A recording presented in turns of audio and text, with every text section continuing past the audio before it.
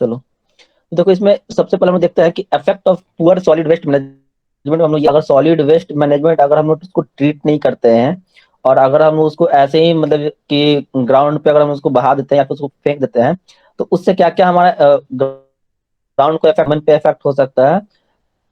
इसके बारे में हम लोग देखते हैं। तो देखो उसमें सबसे पहला पॉइंट लिखा है, due to improper waste disposal system particularly by municipal teams, wastage heap up and become a problem. इसमें people clean their homes and places of work and litter their surroundings which affect the environment and community. Generally क्या होता है कि अगर हमारा waste disposal हमारा proper नहीं होता है,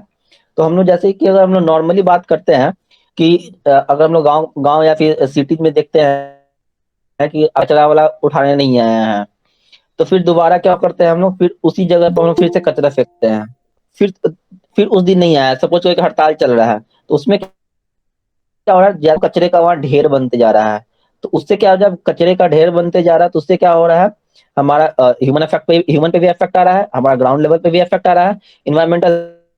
इफेक्ट आ रहा है, बता रहे हैं। उसके बाद लिखा है, this type of dumping of waste material forces biodegradable material to rot and decompose under improper unhygienic and uncontrol. After a few days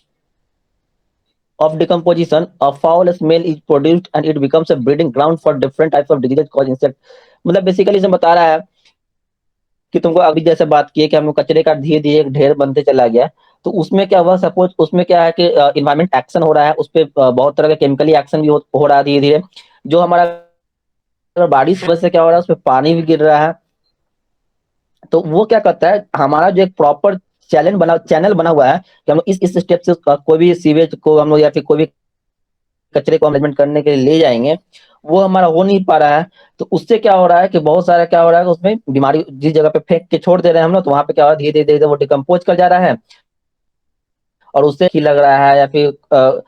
dog कुत्ते वगैरह क्या होता है उसको इधर उधर पूरा छीट छीट देते हैं। तो उससे क्या हो रहा है कि हमारा बहुत सारा इन्वायरमेंटल इफेक्ट हो रहा है और साथ साथ हमारा बीमारी फैल रहा है। उसके बाद लिखा हुआ है क्या, solid waste from industry are a source of toxic metals, hazardous waste and chemicals. हम लोग ये देखते हैं जनरली कि जो भी हमारा निकलता है वो बेसिकली हमारा केमिकल निकलता है, या फिर कुछ ऐसे मटेरियल निकलते हैं जो कि हमारे इन्वायरमेंट के लिए इनइफेक्टिव होते हैं, मतलब वो हमारे कहीं ना कहीं जाके हार्मफुल ही करते हैं, जाके यूजफुल होते हैं। तो वो मटेरियल जो हम लोग बहा देते हैं, वैसे अगर हमारा इम्प्रॉपर बहाते हैं, अगर हमारे उस चैनलाइजिंग रूप से नहीं बहाते हैं, तो वो क्या होता है ना कि वो धीरे धीरे जमीन में जाते हैं, तो वो परकोलेट करने लगता है। परकोलेट में करने का मतलब है कि वो जो भी हमारे पोर्स होते हैं, सॉइल में जो पोर्स होते हैं, उस सॉइल में पोर्स करने लगता है, वो इन्फिल्ट्रेशन होने लगता है कि वो धीरे धीरे धीरे धीरे ना वो वाटर का जो ग्राउंड लेवल है, ग्राउंड वाटर लेवल जो है उस पे वो जाके सट जाता है। तो उससे क्या होता है कि हमारा वाटर पोल्यूशन भी बढ़ जाता है। When released to environment, the solid waste can cause biological and psychological problem to the environment and may affect or alter the productivity of soils in that particular area. Toxic material may seep into the soil and pollute the groundwater। अभी जैसे तुमको बताया कि वो धीरे धीरे क्या होता है कि वो जो सॉइल के जो पोर्स होते हैं, उस पोर्स के थ्रू होते हुए वो जो भी टॉप फॉर्म में होता है, वो धीरे धीरे ग्राउंड वाटर लेवल पे जाके वो टच कर जाता है, और उससे क्या हो रहा है कि हमारा सॉइल पॉल्यूशन भी हो रहा है और साथ साथ हमारा क्या हो रहा है, वाटर पॉल्यूशन भी हो रहा है। लिखा है क्या, during the process of collecting solid waste the hazardous waste usually mix with ordinary garbage and other flammable waste making the disposal process even hard. देखो हम लोग जनरली क्या करते हैं, जो सॉलिड वेस्ट हम लोग जो कलेक्ट करते हैं उसमें और भी बहुत तरह का, हम लोग सिर्फ और सिर्फ सॉलिड वेस्ट उसमें नहीं आता है, और भी तरह तरह के केमिकल्स रहते हैं, हम लोग एसिडिक एसिडिक मटेरियल भी रहता है। क्या होता है कि जो उस सबको हैंडल करना जो होता है, जैसे भी हम लोग ऊपर में देखे थे, यहाँ पे जैसे हम लोग देख रहे थे on site handling storage and processing में, तो यहाँ पे क्या होता है, एसिडिक आता है, तो कोई भी हमारा ह्यूमन बीइंग अगर उठा रहा है, तो अगर एसिडिक उसमें नेचर है तो वो हाथ के इफेक्ट कर देगा, या फिर वो अगर कहीं पर लगेगा तो वो जला देगा। तो इस तरह से क्या होता है, जो हमारा हाउस होल्ड सीवेज भी होता है, वो कहीं ना कहीं हमारा अगर डिस्पोजल सही से नहीं हो रहा है, अगर हम लोग पहले 3R वाले फॉर्मूले को यूज नहीं कर रहे हैं, तो वहां पे क्या होता है कि आगे जा रहा है उसके लिए प्रॉब्लम क्रिएट कर देता है। देखो उसके बाद का पॉइंट लिखा हुआ क्या, when hazardous waste like pesticides, batteries containing lead, mercury और zinc solvent, radioactive material, e waste and plastic are mixed up with paper and other scraps and burned, they produce dioxygen gases. These toxic gases have a potential of causing various diseases. Generally हम लोग ये क्या कर रहे हैं कि जो भी हमारा हैजार्डस वेस्ट होता है, जैसे हमारा सॉइल में हम लोग देखे थे कि पेस्टिसाइड्स, इंसेक्टिसाइड्स हम लोग ये छिड़काव करते हैं, तो उसके जो रैपर होते हैं, तो हमारा कहीं कुछ ना कुछ मैटर हमारा रह जाता है। फिर क्या होता है उसमें और भी हम लोग पेपर ऑफ पल्प देखे थे, जो जिससे हमारा कागज की जो लुगदी बनती है,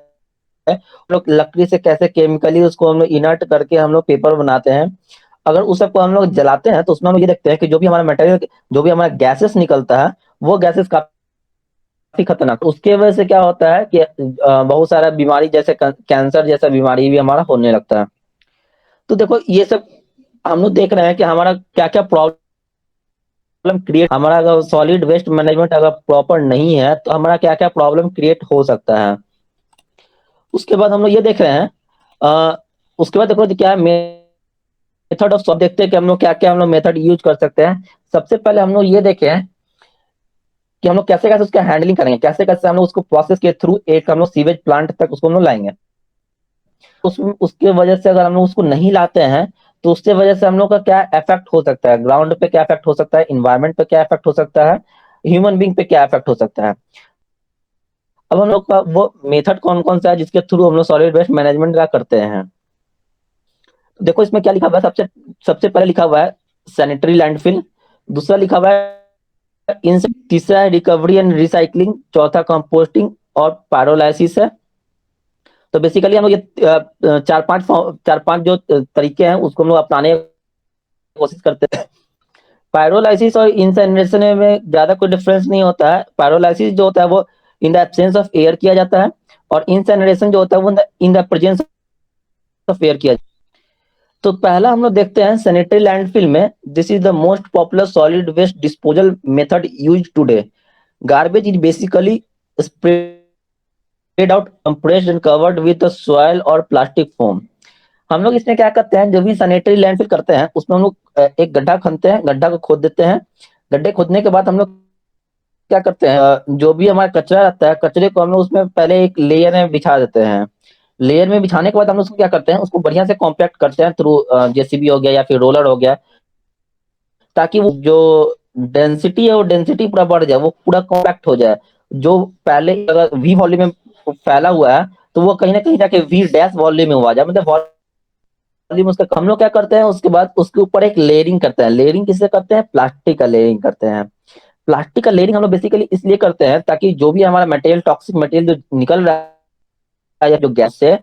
वो क्या होता है कि वो या तो पहली बात तो ऊपर का जो मटेरियल है, उस अगर सपोज जो प्लास्टिक का लेयर बिछा है उस लेयर के ऊपर भी हम लोग फिर से कोई कचरे को रखेंगे,